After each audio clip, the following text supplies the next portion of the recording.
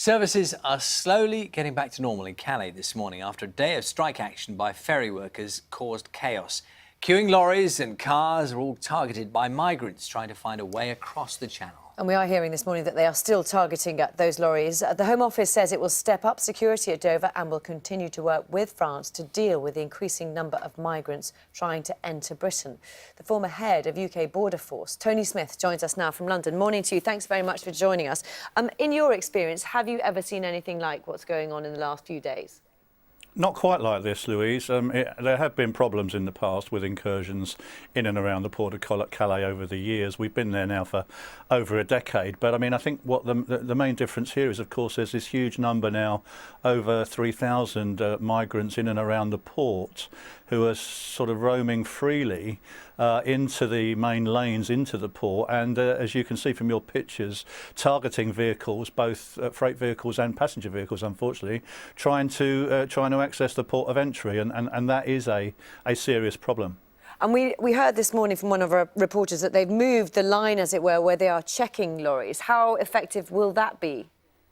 Well, there's a tiered approach already to search as you enter the port. Already the French authorities have a comprehensive search mechanism at the entry to the port, but that's not foolproof.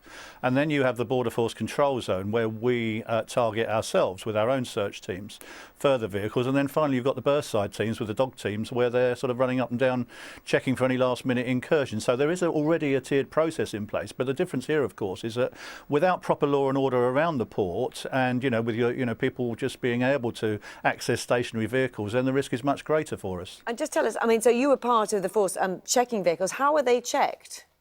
Oh, there's a huge amount of technology available, and we've just invested in more of that. I mean, there are CO2 detectors for soft-sided vehicles, heartbeat detectors which can kind of spot people moving inside vehicles, and the dog teams as well. So there's a range of techniques available, of course, but no border in the world is absolutely perfect, and some of the concealments we're seeing are really deep concealment inside the fabrics of the vehicles and into the loads, which are really quite difficult. And obviously we're going to cause further delays as we intensify searches. Yeah, so you talk about delays, also the difficulties for everybody involved in this situation. What do you think could make it better?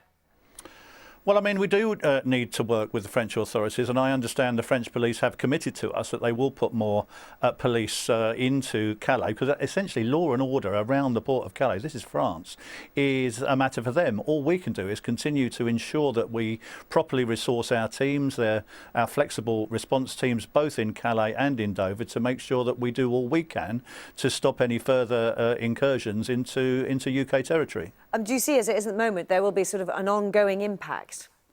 Well, I mean, the problem, Louise, is that, there's huge illegal migration coming into the EU, isn't there? I mean, we've got 100,000 detections, rescue operations on the Mediterranean Sea, 6,000, I understand, in 2 days alone in this month. And, of course, those people are being brought into Italy.